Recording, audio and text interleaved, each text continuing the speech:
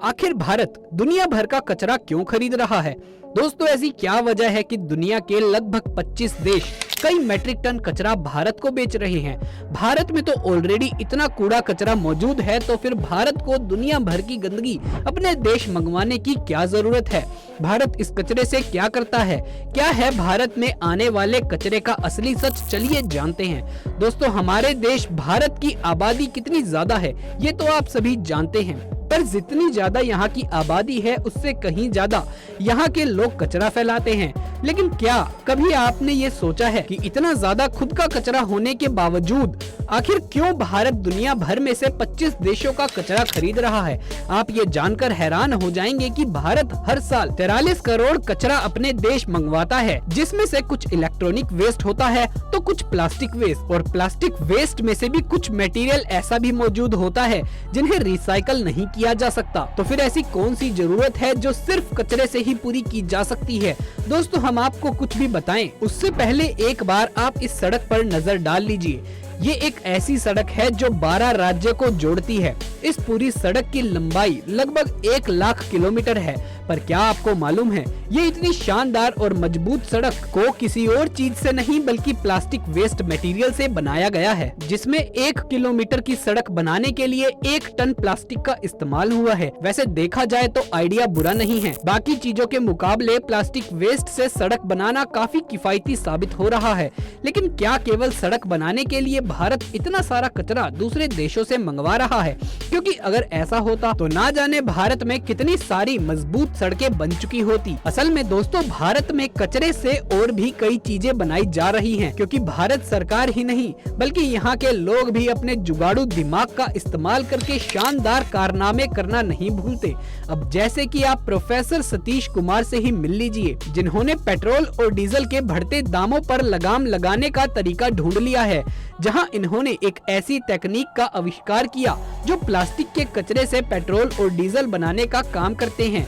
और सबसे ज्यादा हैरान करने वाली चीज तो ये है कि पैरोलाइसिस नाम की अपनी इस टेक्निक के जरिए सतीश कुमार उस प्लास्टिक वेस्ट को भी रिसाइकल कर लेते हैं जिसे रिसाइकल नहीं किया जा सकता। तभी तो 500 किलोग्राम प्लास्टिक वेस्ट से ये लगभग 400 लीटर पेट्रोल बना लेते हैं।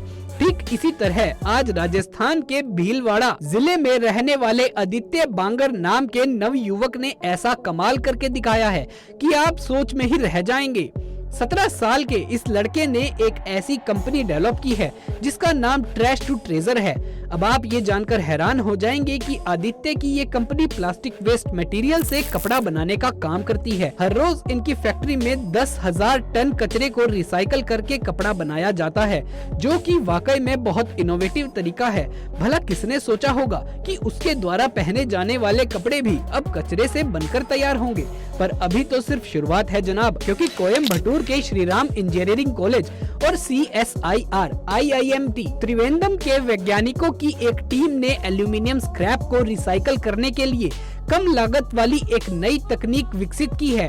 इनकी इस तकनीक में इंडस्ट्री से निकलने वाले खतरनाक कचरे जैसे कि aluminium alloys mixed and scrap को एक साथ जोड़कर उन्हें बहुत ही आसानी से रिसाइकल किया जा सकता है। वहीं एक रिपोर्ट में तो ये तक कहा जा रहा है कि ऑटोमोबाइल स्क्रैप में भारत की रिसाइकलिंग टेक्निक 2025 तक 10 मिलियन टन स्टील पैदा करने में सक्षम हो जाएगी। यानी अगर साफ शब्दों में कहा जाए तो रिसाइकलिंग के लिए नए नए तरीके भारत में तेजी से बढ़ते जा रहे हैं। पर सवाल ये आता है कि क्या इन सारी चीजों से भारत को फायदा होगा? दोस्तों, आप ये जानकर हैरान हो जाएंगे कि जब 1 टन पेपर को रिसाइकल किया जाता है तो उसकी वजह से 17 पेड़ बचाए जा सकते हैं, 2.5 बैरल ऑयल, 4000 किलोवाट बिजली, 4 क्यूबिक मीटर लैंडफिल और 30,780 लीटर पानी। ये सारी चीजें केवल 1 टन पेपर को रिसाइकल करके बचाई जा सकती हैं। क्योंकि अब सोच लीजिए कि ये रिसाइकलिंग टेक्निक इतनी ज्यादा जबरदस्त है, पर दोस्तों इस टेक्निक में कुछ खामियां भी हैं, जैसे कि भारत यूनाइटेड स्टेट्स और यूरोपियन देशों से तो कचरा इकट्ठा कर ही रहा है,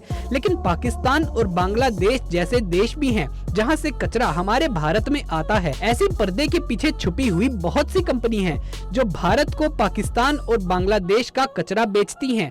पर यहाँ पर भी ये बात सोचने वाली है कि आखिर इतने सारे देश भारत को कचरा बेच ही क्यों रहे हैं? हैं तो इसके पीछे उन देशों का फायदा ही है, क्योंकि अगर यूनाइटेड स्टेट्स में कंप्यूटर के इलेक्ट्रॉनिक वेस्ट को रिसाइकल किया जाता है तो उसमें पूरे $20 का खर्च आता है। वहीं अगर यूनाइटेड स्टेट्स भारत को ये कचरा बेचता है तो उसे सिर्फ ₹700 का खर्च आता है, जिसकी वजह से यूनाइटेड स्टेट्स जैसे और भी कई देश अपने कचरे से भी मुक्त हो जाते हैं और भारत को भी इन कचरे का फायदा हो जाता है। पर अफसोस की बात तो ये है कि इतने भारी भरकम कचरे में से केवल 11.9 मिलियन टन कचरे को ही रिसाइकल किया जा सकता है।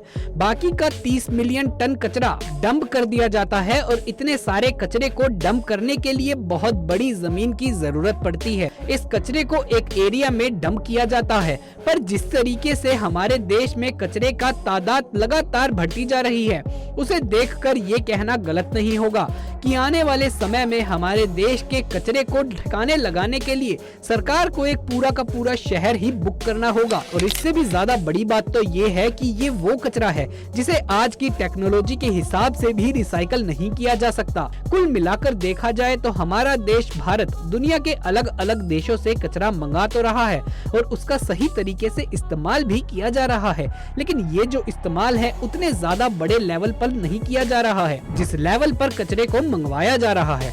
अगर मान लीजिए कि हमारे देश में वेस्ट मटेरियल से बनने वाली चीजों की संख्या ज्यादा होती तो प्रॉब्लम नहीं होती, लेकिन अभी भारत इस तरह की टेक्नोलॉजी में बस शुरुआत ही कर रहा है। धीरे धीरे प्रोग्रेस जरूर होगी, लेकिन तब तक बहुत बड़ी मात्रा में भारत में कचरा इकट्ठा हो जाएगा, जिसकी वजह से आने वाले समय में भारत के अंदर पोल्यूशन का स्तर और भी ज्यादा बढ़ जाएगा और अफसोस हम उसमें कुछ कर भी नहीं सकते। यानी कि सॉलिड और लिक्विड वेस्ट मैनेजमेंट है और जो हमारी रिसाइकलिंग इंडस्ट्री है अगर इसे सही तरीके से अपनाए, इसका बेहतर उपयोग करे तो इससे काफी कुछ बनाकर तैयार किया जा सकता है और बहुत सारे पेड़ पौधे और काफी सारी इलेक्ट्रिसिटी ये सब कुछ बचाया जा सकता है, जिसकी वजह से काफी फायदा होगा। पर दोस्तों हमारे देश में कोई भी इन चीजों पर ध्यान नहीं दे रहा है, क्योंकि लोगों को पता है कि उनके घर साफ है, उनका मोहल्ला साफ है तो सब कुछ साफ है, जबकि ऐसा नहीं है। ये देश भी हमारा है और इसे साफ सुथरा रखने की जिम्मेदारी भी हमारी है, जिसके लिए हमें ही कदम उठाना पड़ेगा। और पहली बात तो कम से कम कचरा निकालना होगा और दूसरी बात जो कचरा निकालना है उसको इस तरीके से निकालना होगा कि आगे चलकर उसे रिसाइकल किया जा सके, क्योंकि कई बार लोग सूखे कचरे और गीले कचरे को मिला देते हैं, जिसकी वजह से वो चीजें इस्तेमाल करने लायक नहीं बचती और आगे चलकर यही वेस्ट मटेरियल रिसाइकल नहीं हो पाता है। हाँ, भले ही आज हमारे देश में कचरे को रिसाइकल करने की टेक्नोलॉजी इतनी ज्यादा विकसित नहीं है, लेकिन अभी हम विकास कर रहे हैं और इस दौरान हमें हर एक मापदंड देख सीख लेनी चाहिए ताकि आगे चलकर भारत को एक स्वच्छ और बेहतर देश बनाया जा सके। आप खुद ही कल्पना कीजिए, अगर भारत में निकलने वाले हर एक कचरे को रिसाइकल करके उसका दोबारा इस्तेमाल किया जा सके और उससे बनकर तैयार होने वाली चीजें लोग खरीद सकें तो देश में कहीं भी गंदगी नहीं बचेगी और हमारा देश जो संस्कृति और सभ्यता में इतना ज्यादा अमीर है, अगर ऐसी देश में कचरा लगभग खत्म हो जाएगा तो आप सोच लीजिए हम किस लेवल पर पहुंच जाएंगे। इसीलिए आप ना केवल अपने आसपास के माहौल को साफ सुथरा रखें, बल्कि कचरे को सही जगह पर पहुंचाने का काम भी ये आपका ही है। बाकी आपका इसके बारे में क्या कहना है हमें कमेंट्स में फटाफट जरूर लिखकर बताइए। अगर ये वीडियो आपको अच्छा लगा हो तो इसे एक लाइक कर दें। आगे भी ऐसे वीडियोस देखते रहने के लिए हमारे चैनल को सब्सक्राइब कर लें। जल्द मुलाकात होगी आपसे किसी अगली वीडियो में, तब तक के लिए आप सभी का धन्यवाद।